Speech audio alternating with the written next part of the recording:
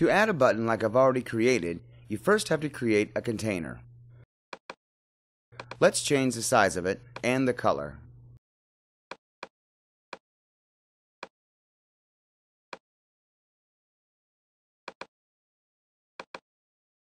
Now let's go to more advanced things to create the border for the button. In the border section, you first have to write how thin the border should be. In this case, it's 2 pixels. Continue then with the type of line. I will choose solid for this one. And don't forget, you'll also have to write the color code for it. For this button, I would also like to have some rounded corners, so for instance, I'll write down 5 in the section border radius. And to make it perfect, I will change the width to the same as the button above.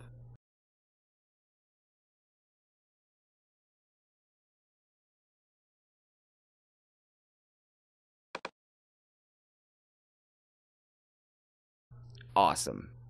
Now let's continue by adding text. Let's change the size of the container so it fits the one we already created for the button, and move forward by writing and formatting text.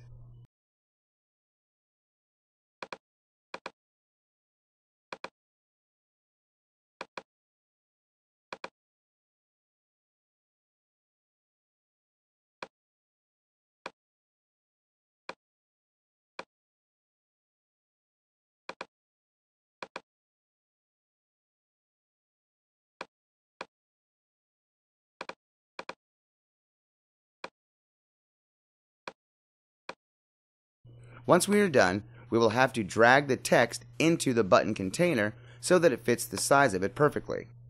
I would like to align it with the left side of the container I created in the beginning, so I will set the float to left. I also would like to change the padding so that the gaps look the same from all sides. To do that, we have to go to the section Position and write down the numbers by hand.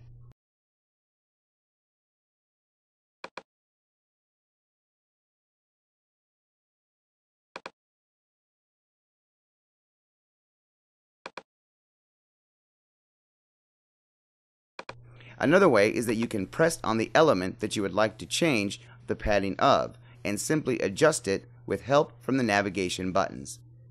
Awesome again. Now we need the drop-down icon. For this, I will use an SVG file from the library. The library is really cool to store your favorite widgets in so that you can access them for projects later on. I will now try to align the drop-down icon with the text.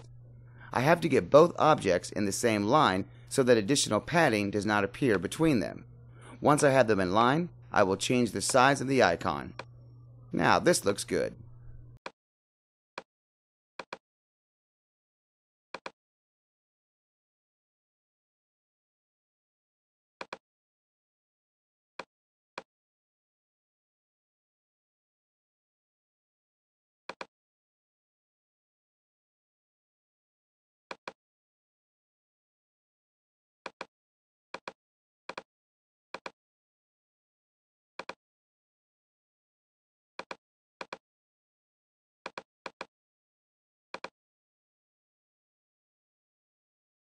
Now let's see how the button we created appears on different screens.